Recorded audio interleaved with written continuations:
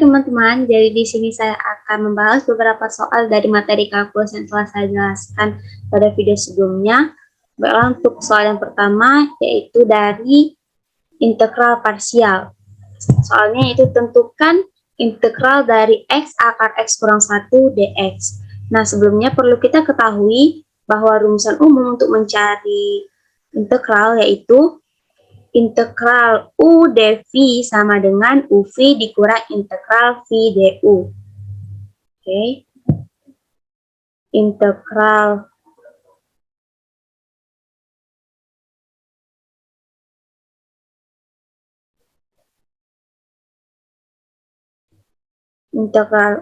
U dV sama dengan UV dikurang integral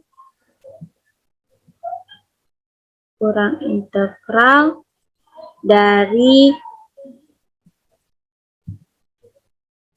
V dV. Nah, untuk itu kita pertama harus menentukan siapa U-nya dan siapa dV-nya. Maka pada soal ini U-nya yaitu X dan dV-nya sama dengan akar X kurang 1. Nah, maka du sama dengan dx. Kemudian kita perlu untuk mencari integral dari V. Dimana tadi kita dapat nilai dV sama dengan X kurang 1 pangkat setengah. Ini merupakan bentuk lain dari akar X dikurang 1. Maka integral dari V sama dengan 1 per 2 tambah 1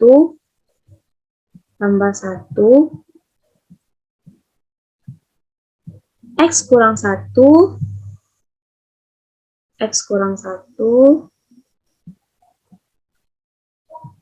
pangkat 1 per 2 dikurang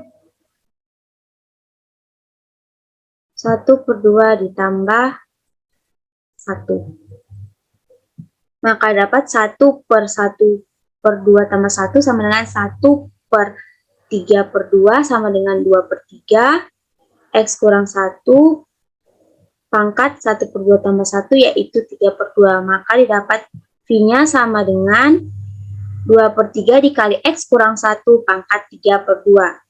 Kemudian kita susun menjadi bentuk persamaan ini. Itu integral X akar X kurang 1 dx sama dengan U-nya berapa? X, yaitu X kali 2 per 3 X kurang 1 pangkat 3 per 2 dikurang integral 2 per 3 kali X kurang 1 pangkat 3 per 2 dx. Nah, sama dengan 2 per 3 kali X kurang 1 pangkat 3 per 2 dikurang 2 per 3 kali 2 per 5 kali X kurang 1 pangkat 5 per 2. Nah, 2 per 5 ini dapat dari 1 per 3 per 2 tambah 1. Oke, tambah 1. Nah, sama dengan 1 per 2 kali 1, 2 tambah 1, 5 per 2. Kemudian kita balikkan menjadi 2 per 5. Nah, kemudian 5 pangkat 5 per 2 ini didapat dari 3 per 2 tambah 1 sama seperti untuk mencari integral dari V tadi. Nah, maka 2 per 3X dikali X kurang 1 pangkat 3 per 2 dikurang 2 per 3 dikali 2 per 5 kali X kurang 1 pangkat 5 per 2 tambah C. Sama dengan 2 per 3X kali X kurang 1 pangkat 3 per 2 dikurang 2 kali 2, 4 per 3 kali 5, 15 kali X kurang 1 pangkat 5 per 2 tambah C. Nah, sebenarnya jawaban begini saja sudah boleh, tetapi lebih baik untuk kita sederhanakan lagi. Kita keluarkan nilai X kurang 1 pangkat 3 per 2. Hingga X kurang 1 pangkat 3 per 2 dikali 2/3X untuk agar mendapatkan hasil seperti ini. Kemudian dikurang 4/15 kali X kurang 1. Agar mendapatkan hasil seperti ini juga. Tambah C. Nah, sama dengan X kurang 1 pangkat 3 per 2 dikali 10X kurang 4X tambah 4/15. Itu ini didapat dari penyelesaian ini. Oke.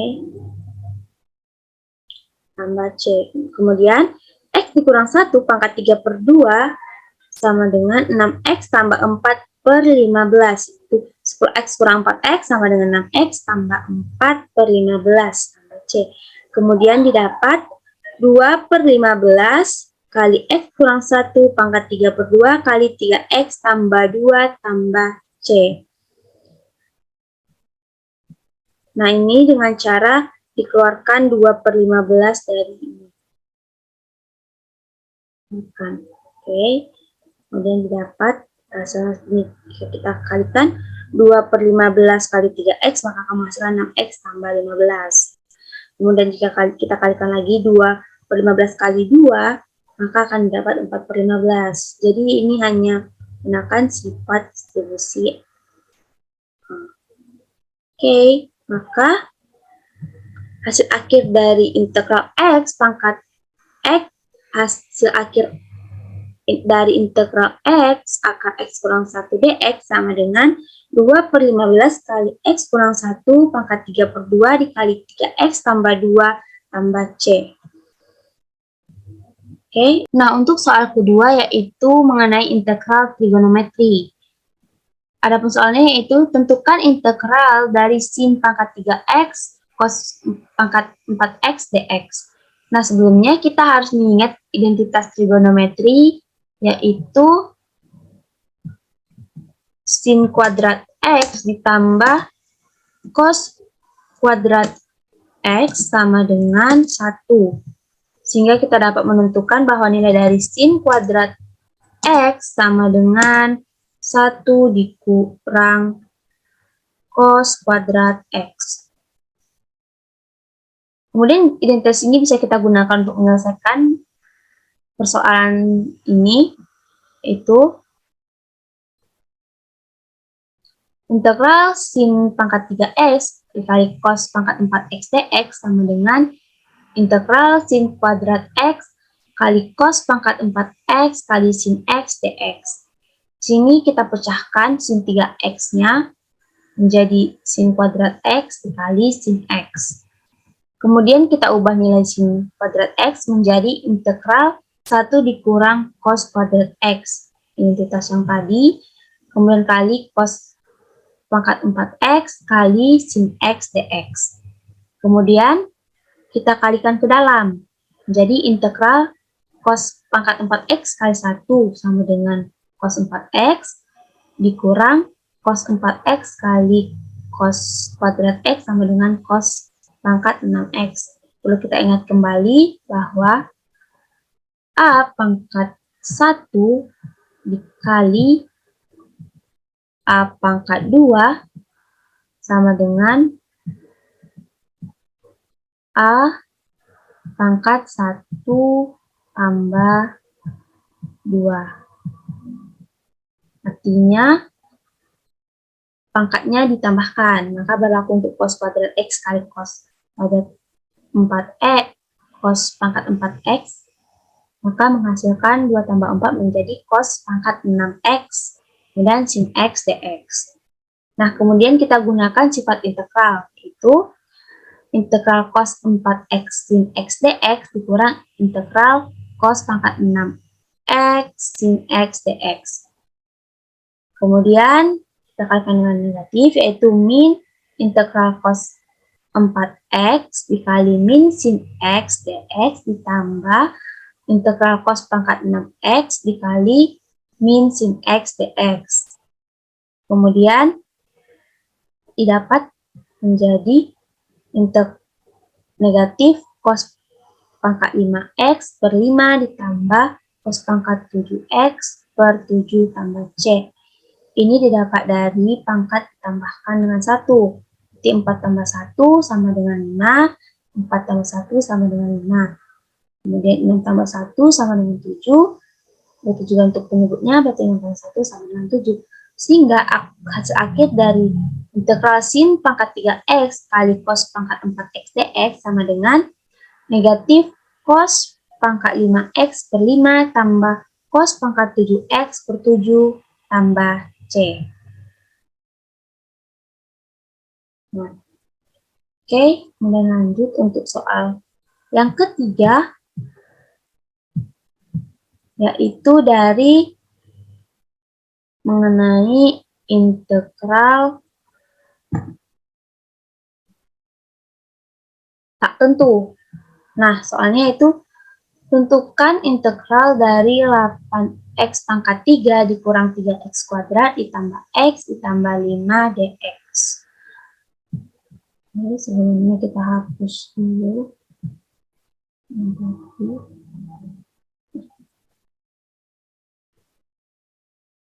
Nah, untuk menyelesaikan persoalan ini itu sangat simpel, dia hanya menggunakan rumus umum untuk mencari integral saja.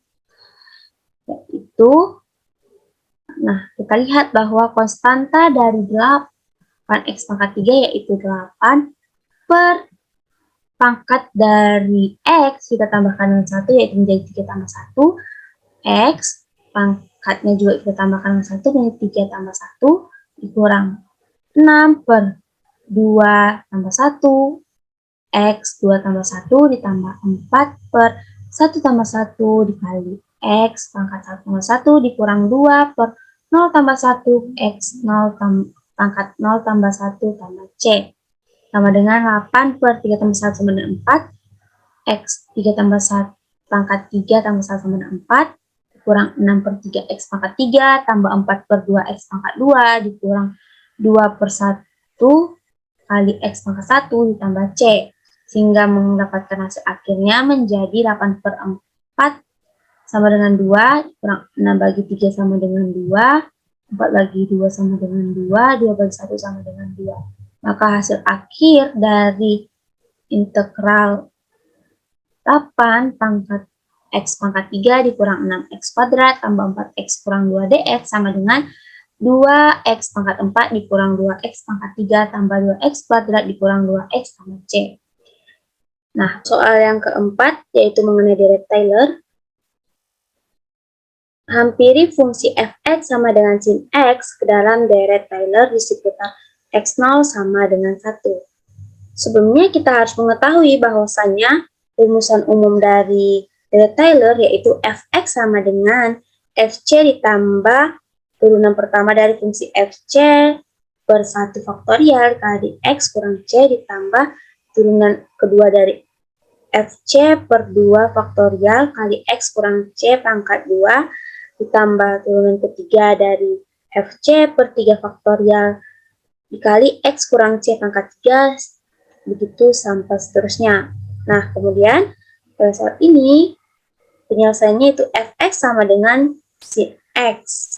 Kemudian kita turunkan turunan pertama dari fx sama dengan cos x. Jadi turunan dari sin x sama dengan cos x. Kemudian kita turunkan lagi turunan kedua x sama dengan min sin x. Kemudian kita turunkan lagi menjadi turunan ketiga dari x sama dengan min cos x. Kemudian kita turunkan lagi turunan keempat dari fx sama dengan sin x atau kembali ke tempat atau kembali ke bentuk awalnya. Kemudian kita masukkan ke rumus yang saya katakan tadi yang menjadi fx sama dengan sin 1 ditambah x kurang 1 per 1 faktorial cos 1 dikurang x kurang 1 kuadrat per 2 faktorial sin 1 dikurang x kurang 1 pangkat 3 per 3 faktorial cos 1 ditambah x kurang 1 pangkat 4 per 4 faktorial sin 1 hingga seterusnya.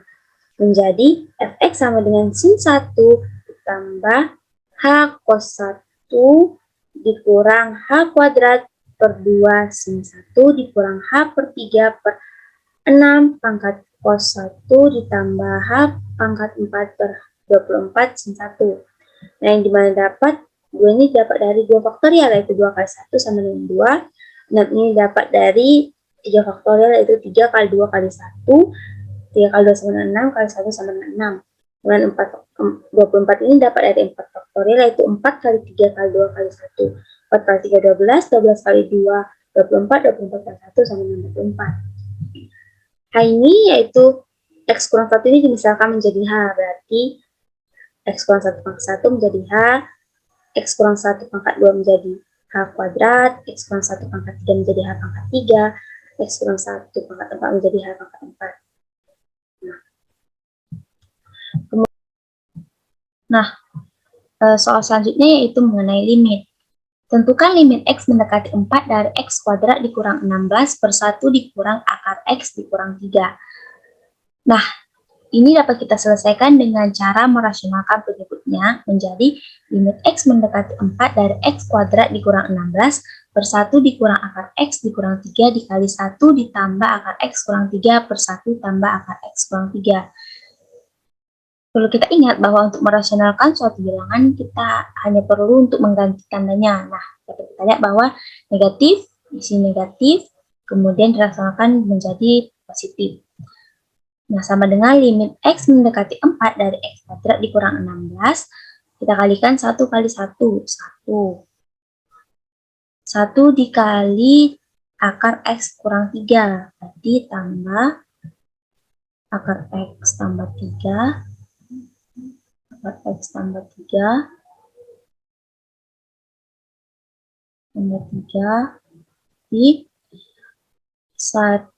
min X kurang 3 dikali 1 berarti dikurang akar X kurang 3 akar X kurang 3 kemudian min akar X kurang 3 dikali akar X kurang 3 jadi negatif X kurang 3. Ingat, jika akar kali akar, maka akarnya dihilangkan. X kurang 3. Nah, ini habis. Berarti tinggal 1 dikurang X kurang 3. 1 kurang 3 sama dengan min. Jadi dapat min X. Oh, ini jangan lupa. Ini menjadi positif ya. Itu min X tambah 4 ya. Nah, oke. Selanjutnya, berarti limit X mendekati 4 sama dengan X kuadrat dikurang 16 per min X tambah 4 dikali 1 ditambah akar X dikurang 3. Sama dengan, kemudian dipecahkan X kuadrat dikurang 16 ini bisa kita pecahkan menjadi X kurang 4 kali X tambah 4. Jadi limit X mendekati 4 dari X kurang 4 kali X tambah 4 per min X tambah 4. Kali 1 tambah akar X dikurang 3. Sama dengan limit X mendekati 4 dikurang X tambah 4 ini bisa kita habiskan. Jadi dikali 1 tambah akar X dikurang 3 sama dengan kita masukkan nilai X-nya. Berarti min X-nya 4, berarti min 4 tambah 4 dikali 1 tambah akar 4, masukkan akar 4 kurang 3 sama dengan 1, akar 1 sama dengan 1, berarti min 4 tambah 4 sama dengan 8, jadi min 8, 1 tambah 1 sama dengan 2, berarti min 8 kali 2 sama dengan min 16. Jadi, hasil dari limit X mendekati 4 dari X kuadrat dikurang 16 per 1 dikurang akar X kurang 3 sama dengan negatif 16. Oke. Next ke soal selanjutnya.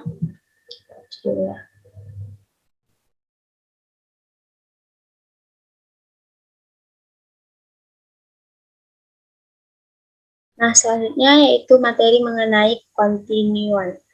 Sebelum menyelesaikan suatu permasalahan kontinu, kita harus mengetahui apa saja syarat suatu fungsi itu dikatakan saling kontinu. Nah, syarat yang pertama yaitu f A harus ada. Nah, yang kedua, limit X mendekati A fx itu juga harus ada dengan syarat limit XA kiri sama dengan limit X mendekati A dari kanan. Dan syarat yang ketiga yaitu limit X mendekati A harus sama dengan FA. Nah, kita perhatikan pada contoh soal. Nah, diberikan fungsi fx sama dengan 2x kuadrat ditambah x kurang 3 per x kurang 1. X tidak boleh sama dengan 1. Kedua, 2. X sama dengan 1. Apakah f kontinu di x sama dengan 1? Oke. Nah, untuk menyelesaikannya itu sangat mudah.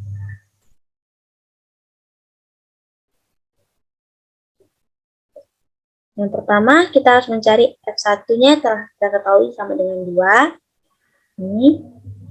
Dan berarti dia ada. Nah, kemudian kita mencari limit X mendekati 1, Fx sama dengan, nah, Fx sama dengan ini tadi, rumus yang pertama, di 2x kuadrat ditambah x kurang 3 per x kurang 1 sama dengan, kita distribusikan menjadi 2x tambah 3 per x kurang 1 per x kurang 1 sama dengan 2x tambah 3.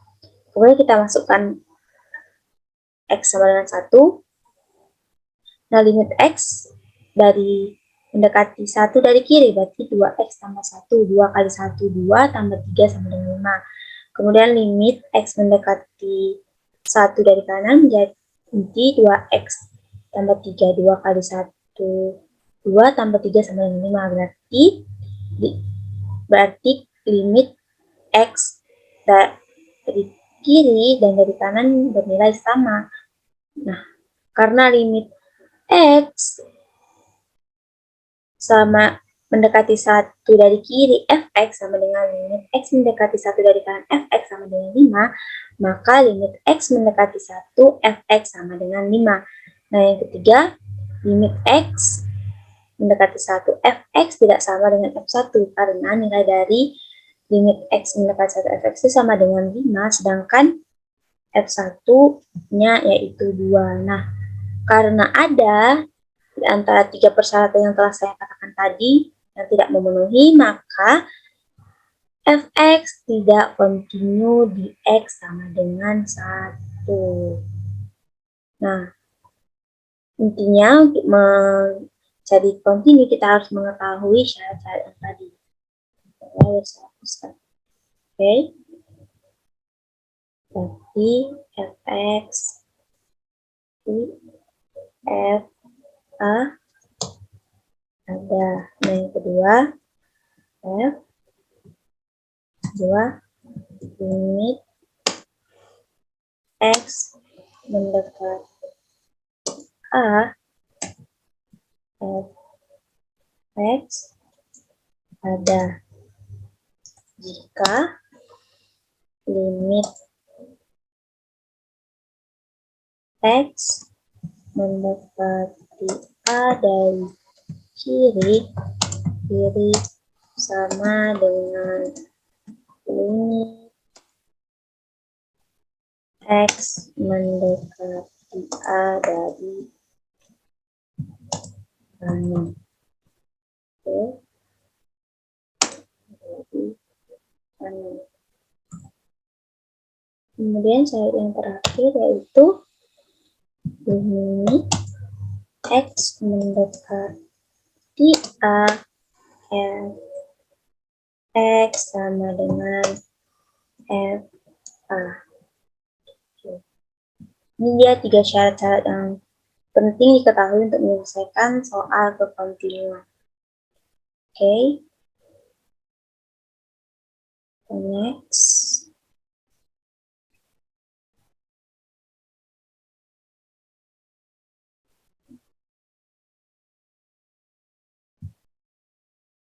Selanjutnya yaitu mengenai Lagrange multiplier. Soalnya itu tentukan nilai X dan Z dari fungsi Z sama dengan 2X tambah 2Y dengan syarat X tambah Y sama dengan 8. Dan jelaskan jenis nilai ekstrimnya. Nah, fungsi Lagrange, ya, kita harus membentuk fungsi Lagrange terlebih dahulu, itu F sama dengan 2X tambah 2Y tambah lambda kali X tambah Y dikurang 8. Ini dapat dari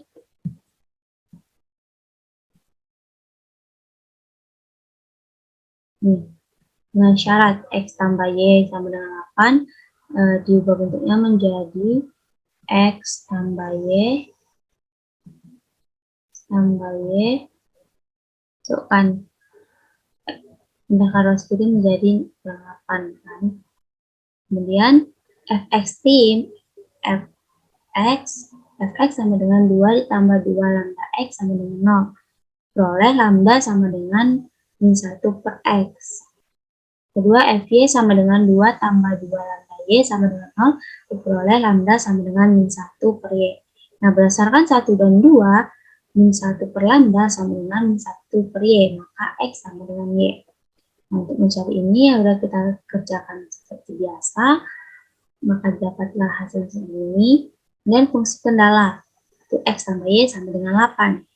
Karena X sama dengan 8, maka X di sini diganti menjadi Y, maka Y tambah Y sama dengan 8. Kemudian Y tambah Y sama dengan 2Y sama dengan 8, Y sama dengan 4, atau Y sama dengan plus minus 2. Karena Y sama dengan plus minus 2, X sama dengan plus minus 2 juga, karena X tadi sama dengan Y. Nah, Z sama dengan 2X tambah 2Y sama dengan plus minus 8.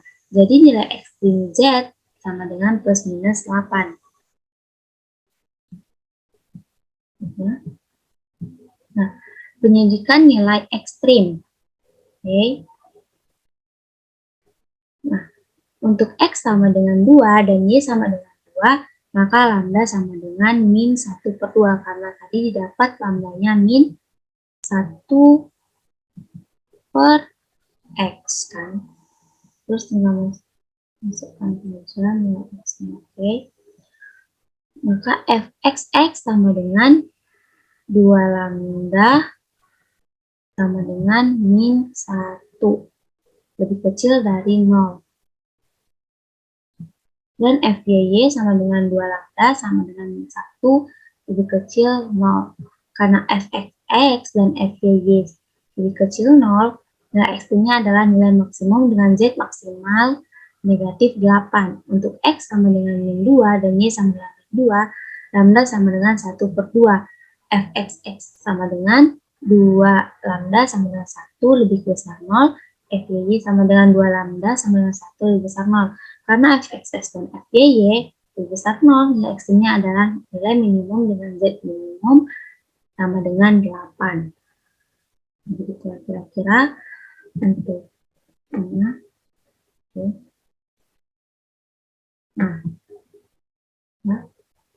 maka didapat nilai ekstrim Z dari fungsi ini yaitu plus minus 8, dan jenis nilai ekstrimnya yaitu dapatkan nilai maksimum dan nilai minimumnya.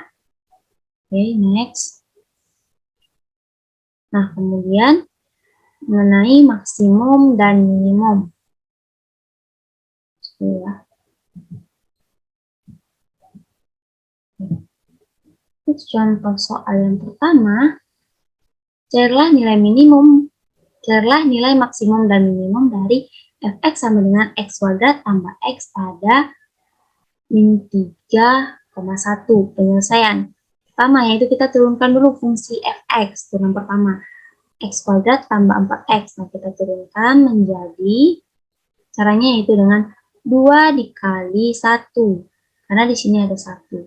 2 dikali 1 sama dengan 2, kemudian X, kemudian pangkatnya kita kurangkan dengan 1, 2 plus 1, 1. Berarti 2X tambah, ini kan ada pangkatnya 1 nih. Nah, 1. Nah, 1 ini dikalikan 4 menjadi 4, sedangkan X 1 ini dikurangkan 1, jadi 0. X pangkat 0 itu kan sama dengan 1, dan tidak perlu dituliskan lagi. Maka turunan pertamanya yaitu 2X tambah 4. Nah, kemudian kita cari titik kritisnya. Itu F turunan pertama X sama dengan 0. Masukkan 2X tambah 4 sama dengan 0, maka dapatkan X sama dengan min 2. Berarti titik kritis yang didapat ialah min 3 min 2, dan 1. 3. Ini kita masukkan titik putusnya min 2, kemudian 1 dari sini. Nah, kemudian kita uji coba, maka F min 3 sama dengan min 3. F min 2 sama dengan min 4. F1 sama dengan 5. Ini didapat dengan memasukkan titik coba ini ke dalam fungsi yang sebelum diturunkan. Coba ya, berarti F min 3 berarti X kali min X kuadrat, berarti min 3 kuadrat sama dengan 9 ditambah 4 dikali min 3, min 12, berarti 12. Maka didapat hasilnya min 3 kan.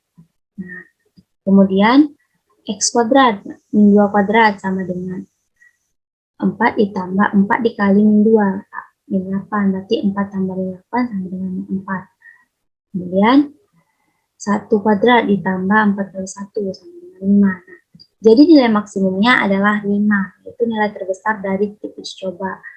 Dan nilai minimumnya ialah min 4, karena min 4 merupakan bilangan paling kecil dari titik uji coba tersebut. Oke. Dan maka jadi nilai maksimum adalah 5 tadi dicapai pada F1 dan nilai minimum adalah min 4 dicapai pada F min 2. Oke, untuk soal selanjutnya. Lagi ya. Terus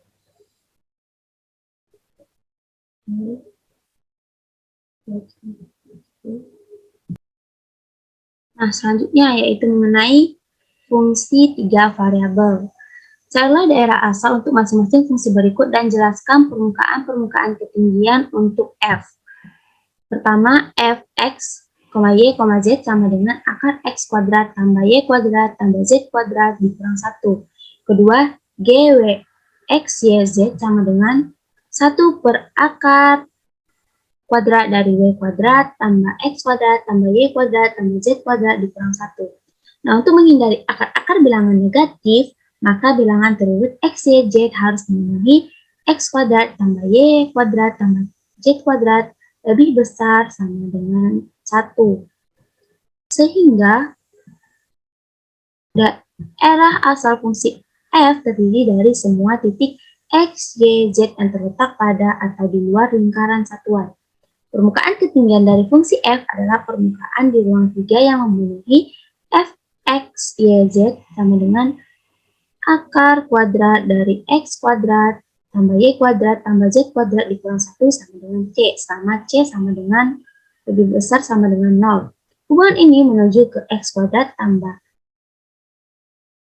y kuadrat tambah z kuadrat sama dengan c tambah 1, sebuah bola yang berpusat di titik asal 0,0,0. Ini z kuadrat terus misalnya z kuadrat. Oke. Nah, bilangan terurut w, x, y, z harus memenuhi w kuadrat tambah x kuadrat tambah y kuadrat tambah z kuadrat lebih besar 1 untuk menghindari akar bilangan negatif dan pembagian oleh 0. Selanjutnya. Nah, selanjutnya mengenai triple integral. Triple integral b x kuadrat y z dv sama dengan integral 0,2 integral dari 0,1, integral 1 dan 2 dari x kuadrat, y, z, dx, dy, dz. Nah, cara penyelesaiannya yang pertama yang kita selesaikan yaitu bagian paling dalam. Oke, kita selesaikan. Jadi, integral 0,2, integral 0,1, 1/3, x pangkat 3, y, z. Itu ini tadi. Ini kan 1 nih, di sini 1 kan, ini 1 dibagi 2 tambah 1, 3, makanya dapat 1/3. Kemudian x ini kita tambahi dengan 1, pangkatnya kita tambah 1, Jadi 1/3 X pangkat 3 YZ 2, 1. DY, DZ sama dengan integral 02, integral 01, 7/3. Kemudian ini kita selesaikan lagi. 7/3 kita integralkan lagi. 7/3 YZ, DY, DZ. Nah, kemudian dapat kita keluarkan 7/3, berarti 7/3 integral 02, 1/2 Y kuadrat Z, 10 DZ sama dengan 7/3 kali integral 02, 1/2 Z DZ. Kemudian kita masukkan angkanya, kemudian dapat 7/6 integral Z 2/2 Z kuadrat per 2, 20 sama dengan 7/3. Kita 7/3. Oke. Next.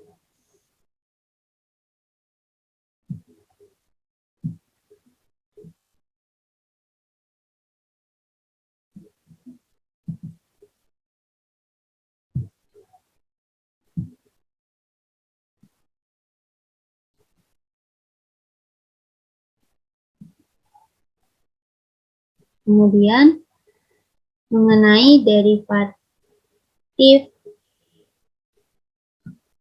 parsial. Nah, untuk menentukan nilai derivatif parsial tingkat n, contoh. Tentukan derivatif parsial tingkat 2 untuk fx, y sama dengan x kuadrat y dikurang 3xy ditambah 2x kuadrat y kuadrat. Jadi derivatif ini sama dengan turunan. Nah, berarti dia maksudnya ini kita harus mencari turunan kedua dari fungsi ini. Dari fungsi ini. Harus mencari turunan keduanya. Maka kita turunkan pertama fx, x, y sama dengan 2xy kurang 3y tambah 4x y kuadrat. Caranya 2 kali 1, 2. 2 dikurang 1, itu 1. Makanya dapat 2x. Sedangkan y-nya tidak kita turunkan. Dan dikurang karena dia ini diturunkannya itu untuk x. Maka ini juga 3. Sini kan ada 1 nih. 1 kali 3, 3. X-nya berarti 1 kurang 1, 0. X pangkat 0, 1. Maka X-nya habis. Maka jadi 3Y. Tambah 4X. 2 kali 2 ini 4. Kemudian 2 dikurang 1 sama dengan 1. Makanya 4X Y kuadrat. Nah, kemudian kita turunkan untuk FY-nya. Kita turunkan. Berarti sama dengan ini. Kemudian kan 2 nanti. Kemudian kita turunkan Y1 kali 1, 1 kan. Terus Y1 kurang 1. Berarti Y pangkat 0 sama dengan 1. Makanya tinggal sisa X kuadrat. Nah, dikurang Y1. E1 kali 1, 1. 1 kurang 1, 0. Y pangkat 0 sama dengan 1. Makanya tinggal 3X. Kemudian Y kuadrat 2 kali 2, 4. Kemudian 2 kurang 1, 1. Makanya dapat ini tinggal pangkat 1. Berarti 4X kuadrat Y. Kemudian setelah dapat, maka kita turunkan lagi sekali lagi. Berarti ini fxx ya. Berarti kita turunkan menjadi 2x. Kita turunkan x-nya. Berarti x-nya menjadi habis menjadi 2y tambah juga ini x-nya jadi 1 kali 4, 4 tetap. X1 pangkat 1 kurang 1, x pangkat 0 sama dengan 0. Sama dengan 1 berarti habis dan berarti tinggal 4 y kuadrat. Kemudian FYY, kita turunkan yang y, mana yang y? Yang y kan cuma ini yang memiliki variabel y. Maka kita turunkan berarti 4 x kuadrat y pangkat 1. 1 kali 4, 4. 1 dikurang 1, 0. Y pangkat 0 sama dengan 1. Makanya tinggal 4x kuadrat. Kemudian fx, yx, x, y sama dengan 2x kurang 3 ditambah 8xy. Ini dapat dari nih 2xy. Y-nya habis, dikurang Y juga habis, kemudian ini ini makanya harus 2 kali 4, 8xy. Dengan 2x tambah 8xy dikurang 3. Dan fxy sama dengan 2x dikurang 3 ditambah 8xy sama dengan 2x tambah 8xy dikurang 3. Sama dia. Sama.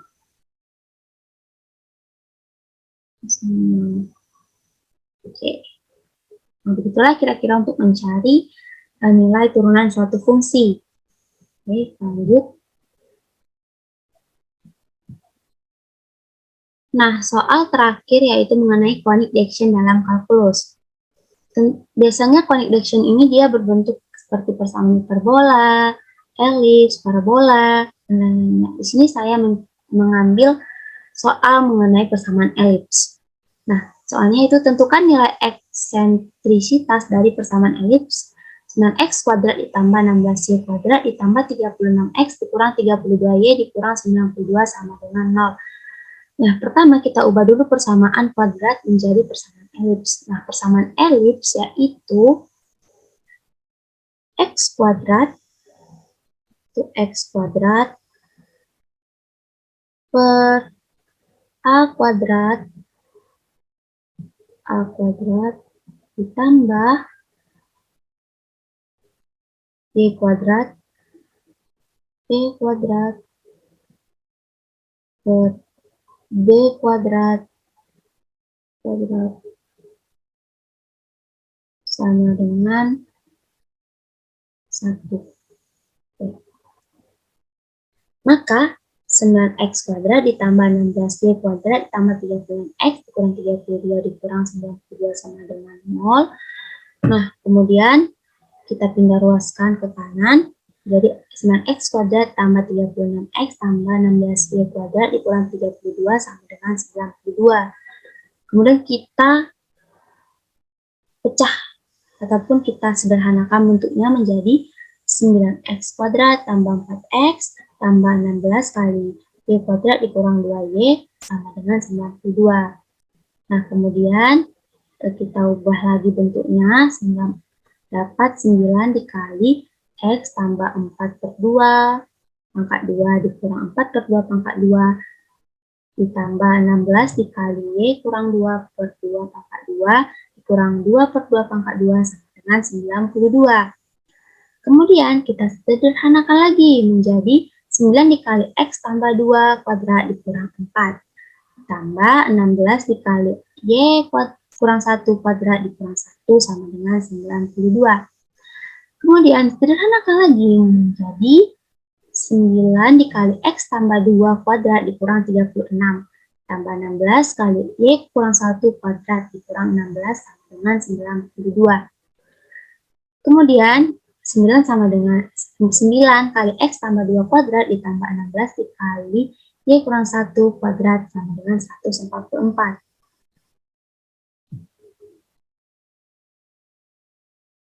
Nah, setelah dapat ini maka bisa kita bentuk menjadi persamaan elips, yaitu 9 dikali x tambah 2 kuadrat plus 144 ditambah 16 kali y kurang 1 kuadrat plus 144 sama dengan 144 dibagi 144. X tambah 2 kuadrat per 16 dibagi 16 dibagi menjadi 9. Y kurang 1 kuadrat per 9 sama dengan 1.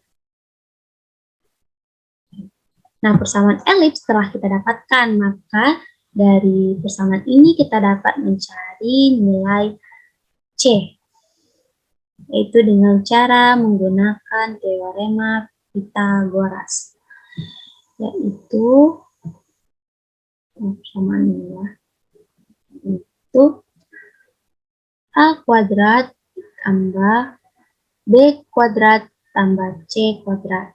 Tapi bisa juga dengan C kuadrat sama dengan akar C kuadrat sama dengan akar A kuadrat per B kuadrat. 4A kuadrat tambah B kuadrat. Oke. Jadi kita masukkan nilai A-nya, masukkan nilai A, ini nilai B. Oke, jadi 16 tambah 9 tambah C kuadrat. Jadi dapat C kuadratnya sama dengan 7, maka C sama dengan akar 7.